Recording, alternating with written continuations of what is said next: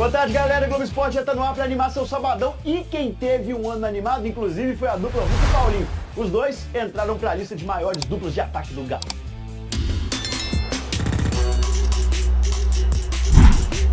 Se tem uma coisa que deixa o torcedor felizão, é quando expectativas criadas lá no comecinho da temporada... Eu com o Hulk... tem de tudo para dar uma bela parceria. São atendidas. Espetacular Hulk pro Paulinho! Ou melhor ainda, superadas. Assistência do Paulinho, movimentação do Hulk e ele bateu de direita para mandar a bola pro gol. Quando a gente joga com jogadores de qualidade, né, é muito fácil de se entrosar. A dupla é boa demais, não tem jeito não. O Hulk e o Paulinho. O Hulk dá o passe, o Paulinho faz o gol. E nós fica felizes com um negócio desse, não? O discurso deles lá atrás foi praticamente uma previsão da temporada de sucesso que o torcedor atleticano assistiria. Quase 70% dos gols foram feitos por eles, que entraram para a lista das maiores duplas artilheiras da história do clube. 31 do Paulinho, 30 do Hulk. 61 gols. Hulk! Pegou de pé esquerda, a bola beija, a trave entra! Números que os colocam no topo de duplas artilheiras do Atlético. Ao lado de Nunes e Everton em 1986. Nunes, o Carrasco! Vai no Everton! E um gol a mais que Diego Tardelli e Éder Luiz em 2009. Tardelli de primeira! Tem mais. A dupla prodígio do Galo também foi a mais dinâmica do Brasileirão. 9 gols com assistência de um para o outro.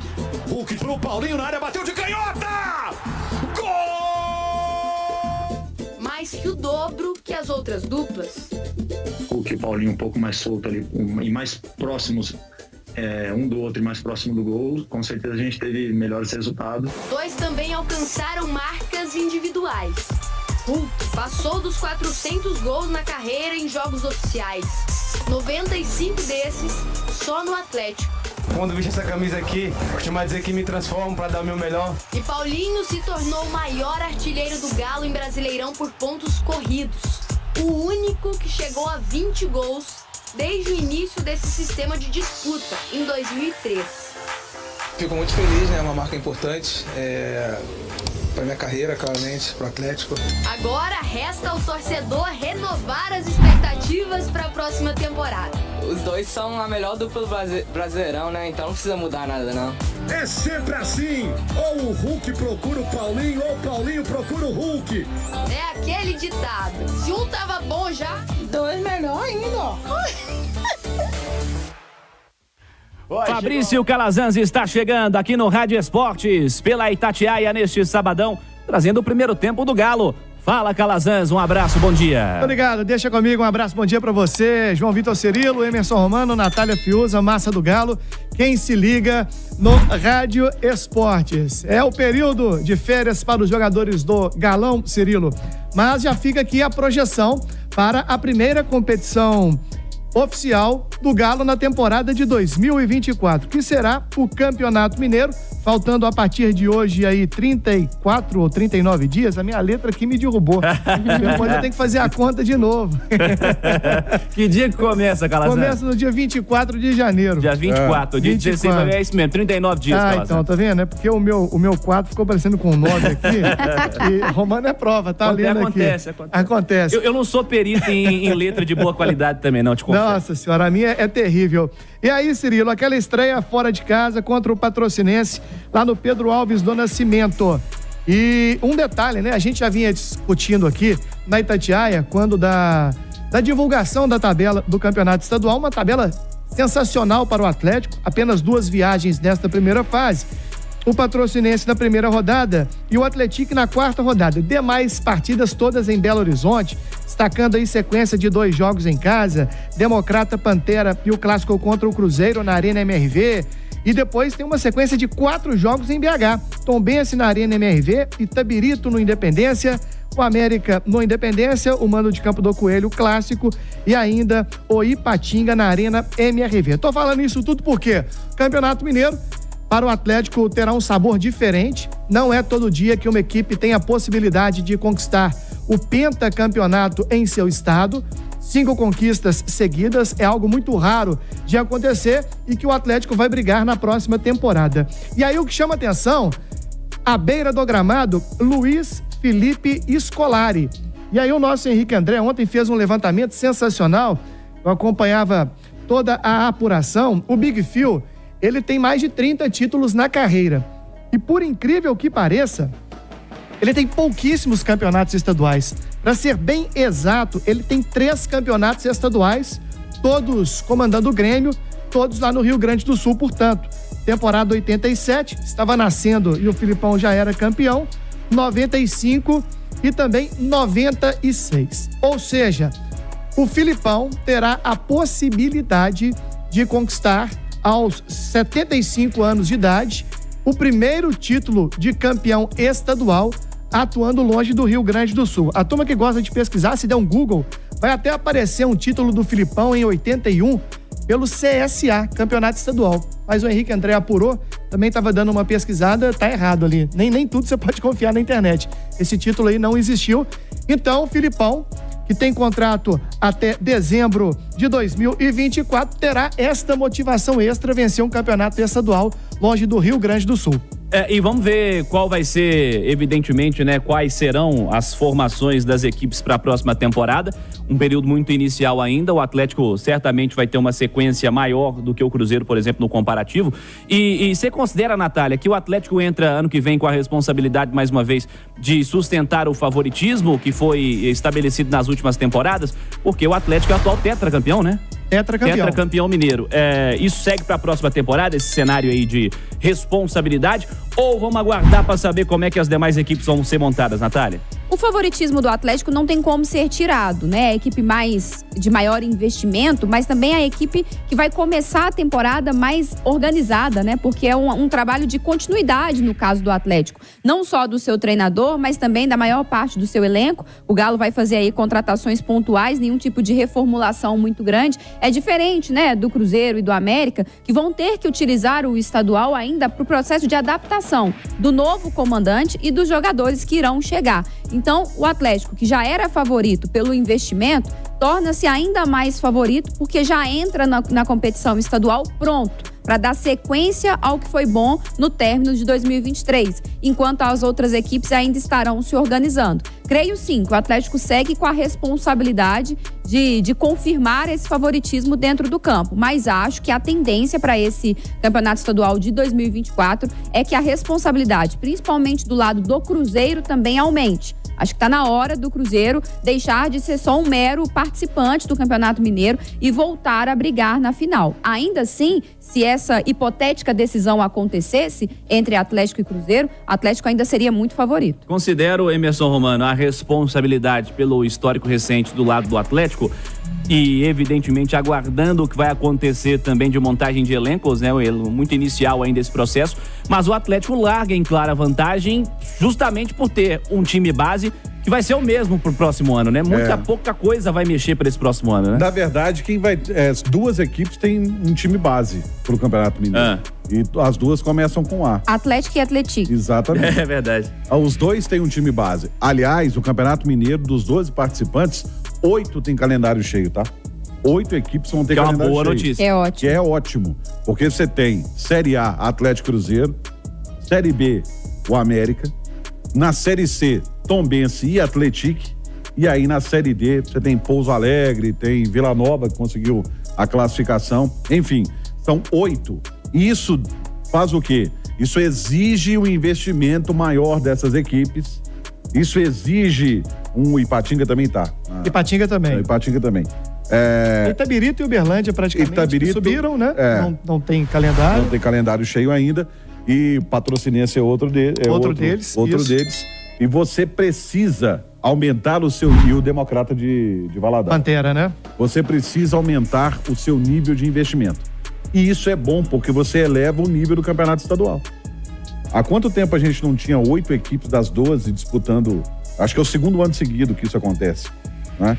Então a gente precisa e muito valorizar esse aumento do nível. Óbvio que em termos de nível, pelo Atlético já ter um time base, pela campanha que fez no retorno do Campeonato Brasileiro, o Atlético tem um favoritismo nesse momento no Campeonato Mineiro.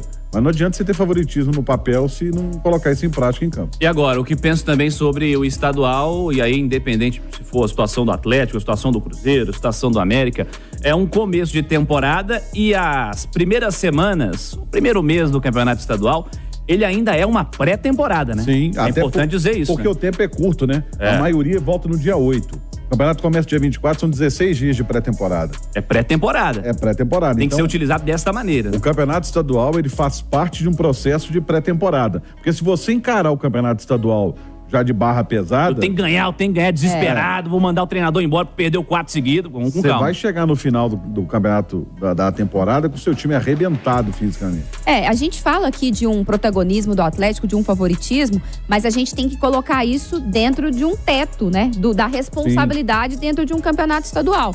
Um exemplo, nesse estadual, Cruzeiro fez um estadual muito ruim e conseguiu terminar a temporada de forma positiva, na Série A e com a vaga na Sul-Americana. O América fez um campeonato estadual onde dava mostras pra gente de que seria um ano bastante promissor elogiado, pro América, né? Não, olha só o Campeonato Mineiro que faz o América, tem uma base, tá aí com o seu treinador, vai ter sequência, dá pra brigar, enfim, olha como foi o ano do América, virtualmente rebaixado ainda no primeiro turno. Então, acho que é preciso ter muita cautela com a avaliação que se faz do campeonato estadual. Isso tira o favoritismo do Atlético? Não, de forma nenhuma, mas principalmente para as outras equipes que estarão em início de trabalho, é muito mais um período para você fazer avaliações, fazer testes, entender quem melhor se encaixa em qual posição, entender a melhor forma do time jogar, até porque depois as competições avançam e o nível de enfrentamento dos outros torneios é diferente do estadual. Então a gente tem que levar o estadual com muita calma, né, Cirilo? Não dá pra a ferro e fogo logo no início do ano. Só tem um estadual que você pode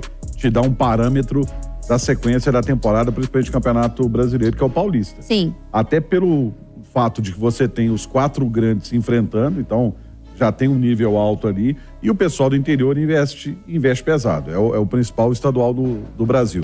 Então, somente esse, você pode falar assim, ó, dá para tirar um parâmetro do que pode ser o restante. Agora, os outros campeonatos estaduais... E é um momento também, viu, Calazans, pra dar um tempo de campo aí pra molecada, né? Colocar alguns pra jogar, tirar aquela pressão de estreia no profissional, porque depois é pauleira, cara. Depois é Copa Libertadores, depois vem Campeonato Brasileiro, o nível de competição aumenta e aí fica mais difícil ter espaço pra turma também.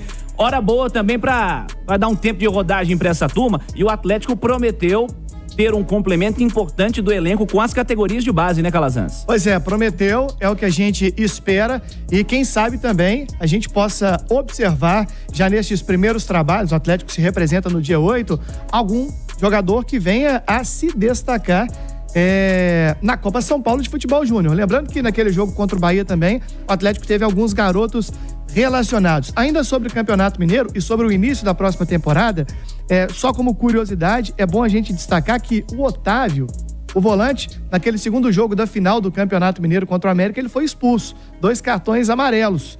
Então, ele será desfalque na primeira rodada do Campeonato Mineiro. E um outro ponto que chama atenção, Cirilo, e até endossando o que você está falando de oportunidade para a turma da base, é que o Atlético terá, no início da próxima temporada, um DM vazio. Porque tem 5 caras que estão no DM se recuperando. Estou falando aí do Maurício Lemos, músculo adutor da coxa direita, o Saravia, posterior da coxa direita, o Zarate, posterior também da coxa direita, o Batalha e também o Bruno Fux, em processo de fisioterapia, Batalha com uma artroscopia no joelho direito e o Bruno Fux com uma lesão na coxa direita. E tem também a situação do Vargas, que a gente não sabe se permanece, se continua, tem contrato que contra o Bahia voltou a ser relacionado após 3 meses. Então é uma notícia boa também para o torcedor do Atlético, que começa a temporada de 2024 com o DM zerado, então de tanque cheio, o Filipão terá todo o elenco à disposição. Não me falha a memória, quem virou a temporada passada no DM foi o Arana, né? Foi. E aí demora pra retomar, enfim, pra voltar a jogar, pra voltar a ter ritmo de jogo e termina o ano jogando bem. Começar o ano com todo mundo à disposição é boa notícia, Romano. É um baita de um reforço pro Filipão, né? É um baita de um reforço. E pra aumentar, inclusive, a competitividade nessa defesa aí, né? Meio campo também. Porque com todos esses zagueiros recuperados, principalmente, né, o Bruno Fux, que a gente tinha uma expectativa grande para esse ano de 2022, de 2023, e eu não acho que ele não tenha correspondido, mas claramente foi prejudicado pelas lesões, né? Poderia ter tido uma sequência maior, mas, por exemplo, com todo mundo à disposição aí na zaga, já é uma baita de uma disputa num setor que terminou o ano muito bem, né? Como na melhor defesa do campeonato. Imagina o meio campo. Porque o meio campo terminou ali, a dupla, principalmente de volantes. Terminou Otávio e Edenilson. Você tem Batalha, você tem o Rubens. Batalha que quando se lesionou era capitão do time. Pois é, você tem o Rubens, que voltou a jogar no meio campo. Você tem o Zarate, que faz essa função de segundo homem do meio campo.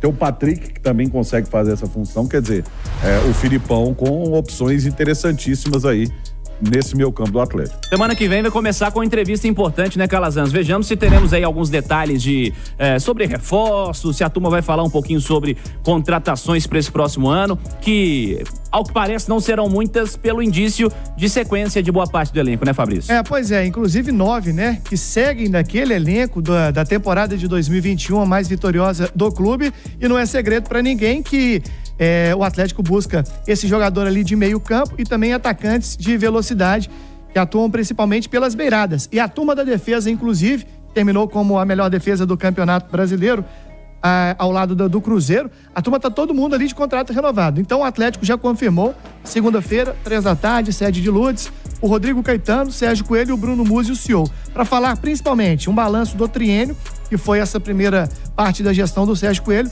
e para falar de planejamento de futebol para a próxima temporada.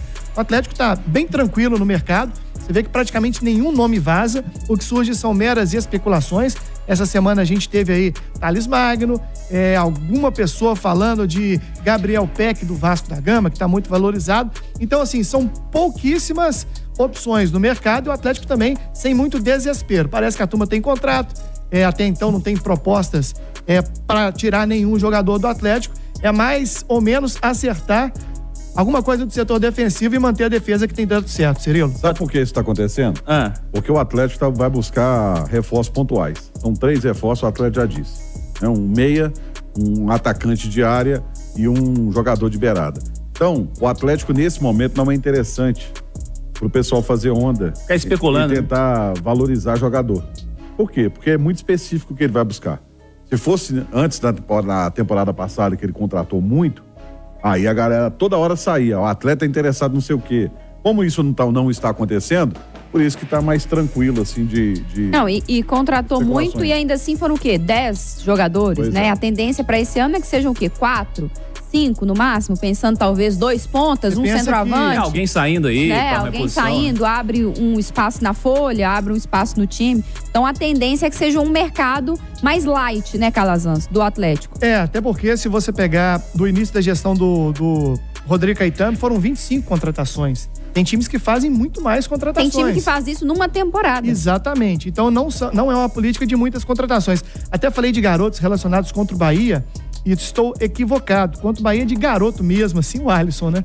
Sim. Meio campista. Até dei uma conferida aqui na ficha técnica do duelo contra o Bahia. Apareceram outros aí no decorrer da temporada. Você tinha me perguntado sobre a turma da base que vai ganhar espaço. Então é mais ou menos por aí. O Atlético bem tranquilo, mas claro, o torcedor esperando uma boa notícia aí do Caetano na segunda-feira. Certamente já estão monitorando o mercado, já tem alguns atletas que o Atlético tem mirado, mas a gente sabe que se vazar o nome também aparece todo mundo. Vide Gustavo Scarpa, né? Já apareceu agora umas 15 equipes querendo o Scarpa. Fabrício Calazans está de volta. Fala, Calazans. Olha só, Cirilo, a gente vem acompanhando durante toda a semana Copa Libertadores. Os últimos classificados, o Atlético sempre de olho. São 47 times na disputa e a equipe de número 45, a gente trouxe durante essa semana, foi o Estudiantes de La Plata. Campeão da Copa Argentina. Campeão da Copa Argentina, tetracampeão e que deve entrar, Romano, no pote 2. O pote do Atlético. Então não seria um adversário do Atlético. Hoje sai o penúltimo classificado.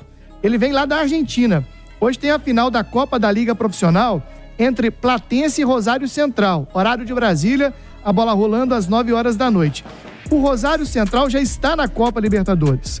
Se vencer hoje esta competição, Copa da Liga Profissional, a vaga vai para o Godoy Cruz, entrando na pré-Libertadores. Mas, se o Platense vencer hoje a equipe do Rosário Central, o Platense vai para a fase de grupos e o São Lourenço, que também já está classificado, fica com a vaga na pré-Libertadores.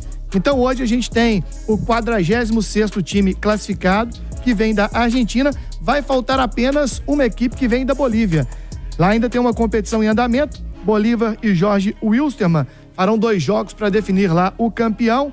Então, Cirilo, é uma situação que o Atlético já está de olho. Copa Libertadores, lembrando que este mês tem o sorteio da pré-Libertadores, dia 19 lá em Luque, na Grande Assunção. Em março do próximo ano tem o sorteio da fase de grupos e o Atlético iniciando no mês de abril. O sorteio tem gente que acompanha igual o jogo, né, Calazans? Igual o jogo. E é legal, né? E uma torcida pesada. Em virtude, a gente vem destacando dos vários clubes brasileiros no pote 1, então não podemos ter confronto aí de mesmas equipes do país nesta fase de grupos. Então, dos gigantes, a tendência, vamos esperar o ranking da Conmebol, que será divulgado ainda este mês, é que de peixe grande tem apenas o River Plate. Então o Atlético tem 3 opções aí de times como cabeças de chave. Então 33,33% de chance. Tem Peñarol, tem o River Plate, que são os maiores. Então vamos ver se escapa do River Plate. Pô, vamos ver, né, como é que vai ser encaminhada essa situação. Os brasileiros seguem como bastante favoritos, né, Natália? Bastante favoritos, até pelo investimento, né? E porque a gente tem visto uma hegemonia dos brasileiros na Libertadores ao longo das últimas temporadas, principalmente com o Palmeiras, com o Flamengo. A gente teve recentemente o Atlético Paranaense, né? Que agora não vai disputar, mas foi finalista. Enfim, os brasileiros têm um domínio na Copa Libertadores, muito porque hoje é o país com maior investimento. Olha aí, por exemplo, tem o time do Flamengo, que é considerado o melhor elenco do continente, da América do Sul. Você pega, os caras estão gastando 80 milhões para contratar agora. E para tirar gente, inclusive, que tá, né, nos rivais aí sul-americanos, como é o caso do Dela Cruz, que vai trocar o River Plate pelo Flamengo. Mas tem tudo para ser uma competição bem legal, bem disputada mais uma vez, e fica a expectativa, né, pro Atlético figurando nesse pote 2, o quão difícil pode ser ou não esse grupo, né, Cirilo? Com certeza. Fabrício Calazans, Atlético. Olha só, Cirilo, hoje o Milan, gigante europeu, clube italiano, completando 124 anos, e a Itatiaia lembra no itatiaesporte.com.br o duelo entre Atlético e Milan. Copa Centenário de 97, Vila com vários craques em campo, os gigantes da Pampulha, entre eles o grande zagueiro Maldini, jogo que marcou a despedida de Toninho Cerezo. O empate por 2-2, então na lembrança do torcedor atleticano, aquele Galo e Milan no Mineirão pela Copa Centenário, temporada de 97. Cirilo.